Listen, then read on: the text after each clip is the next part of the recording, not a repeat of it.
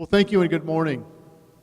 My name is James Mejia, and as a native of Denver, as a graduate of Denver Public Schools, I stand here before you asking for your support and for your help in becoming the next mayor of Denver.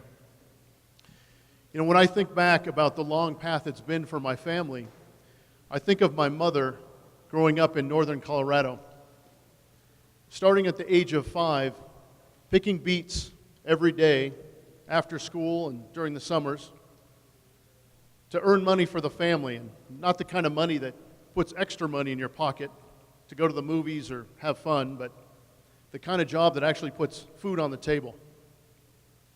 And so she, as the only one in her family to make it to college out of 15, she met my father in college, where he also was the only one in his family to make it to college. And so I think about what they did just one generation later, making sure that all 13 of their children, and I'm the 9th of those 13 children, how they made sacrifices and how they invested in us to make sure that all 13 of their kids made it to college.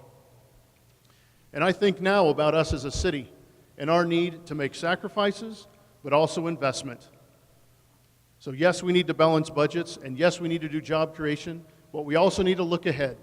Like 30 years ago, when Mayor Pena stood on the banks of the South Platte River and said, we cannot cut our way to prosperity, we also need to reinvest.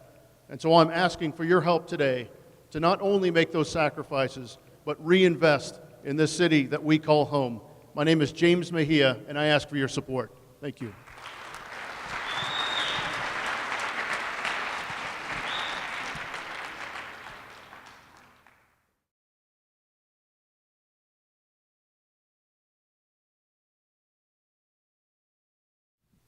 Marshall, thank you very much for the question. You know, it's interesting. I feel it's unfortunate that some people think that there's not good reasons to come to this neighborhood when we're not debating to run for mayor. The west side of Denver has some of the highest per capita numbers of children in their households. Those children require quality schools. Those children require wraparound services after school and during summer. There are great reasons to be here. And the recreation center that we're in right now to serve these children is one of them. We chose to locate our campaign office on 25th and Federal, right off of Federal Boulevard, to make a point, to show that we want to involve neighborhoods back in this issue and bring neighborhoods back to city government. So Marketplace Initiative, yes, absolutely. But there's also a problem here. When the city government looks to spend its dollars, our dollars as a city, it might be surprising to know that businesses write their check, their occupational privilege tax check, which gets processed in Texas, and the jobs go with it. It might be surprising to know that with the $750,000 that we set aside for the DNC, for the National Convention to come to town, that none of that money went to Denver artists of all that $750,000 that got set aside for art. So Marketplace Initiative, yes, but city leadership in how we spend our dollars more wisely and keeping small and medium-sized business in mind when we spend those dollars. We put forward something called the Buy Denver Initiative 3 weeks ago, and it is targeted to put a seal on products that are from Denver, because if they can be found in Denver, city government should be buying them, and we all, as consumers, should be buying products made in Denver. So buy in Denver, hire in Denver, and promote the Marketplace Initiative. Thank you.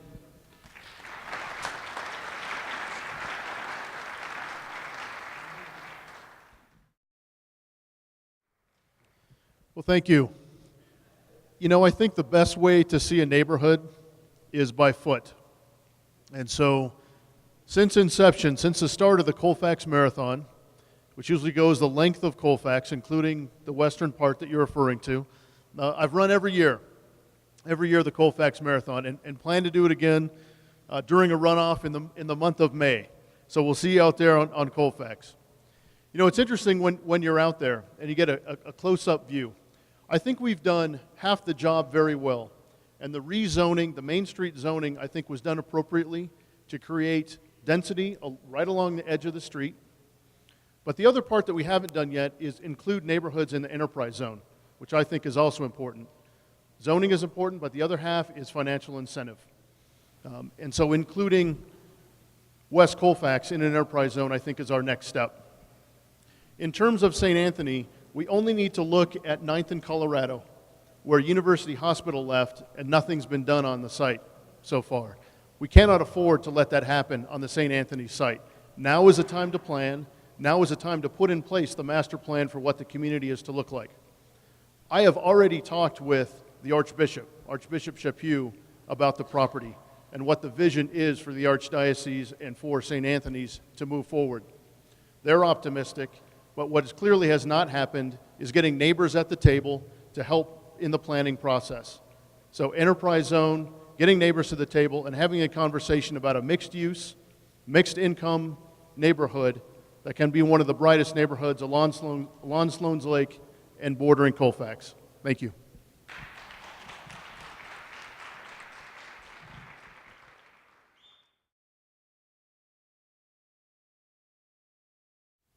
Joanne, I think the question of density is going to be an important one wherever we have a light rail stop all over the city. A few weeks ago, we put out a plan that talked about parkland expansion. And I believe that in the next several years, we can expand the system by another 25% if we're expanding parkland along the river and also at transit-oriented development stops, and importantly, in West and Southwest Denver for a couple reasons. As we have increased development, I believe it's going to be very important to always set aside parkland whenever we have development. The city of Denver has fallen out of the top 10 of number of parks per capita, parkland per capita, and that's the pride of our city. The parks are the pride and the soul of what makes Denver, Denver, I believe. So every time we have development, we need to add parkland. I believe in only density along the light rail stops and very close to the light rail stops, but community involvement in where single-family housing should be held. Thanks.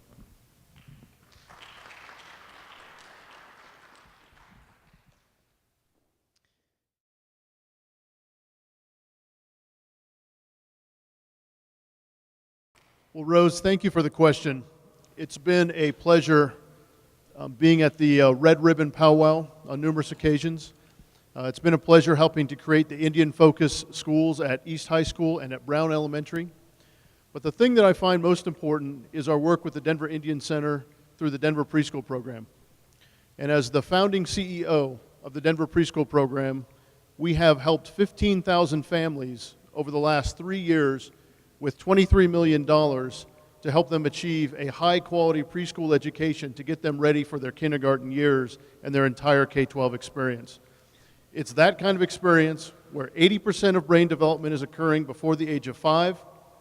It's that kind of experience that can be the difference between 1,000 word vocabulary with no preschool and 5,000 word vocabulary with a high-quality preschool that's important to pursue. So thanks to the voters that approved the initiative in November of 2006, we're able to work with the Denver Indian Center and other schools, 165 other schools around our city, and we'll continue to do that. Thanks.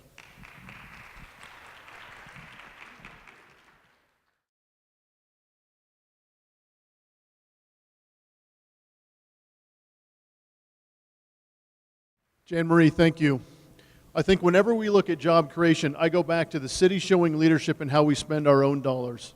And again, whenever industry and products or services are available in Denver, we need to hire in Denver and we need to buy Denver. So it's the city showing leadership first.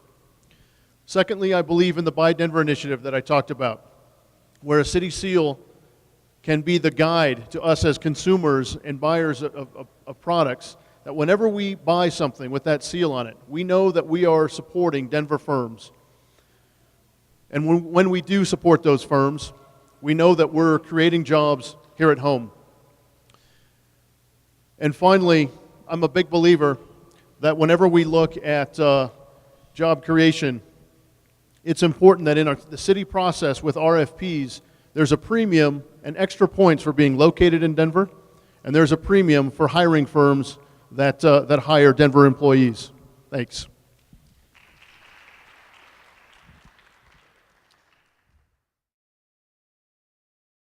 Ladies and gentlemen, when Mayor Hickenlooper looked at building the Justice Center, an initiative that had failed twice before.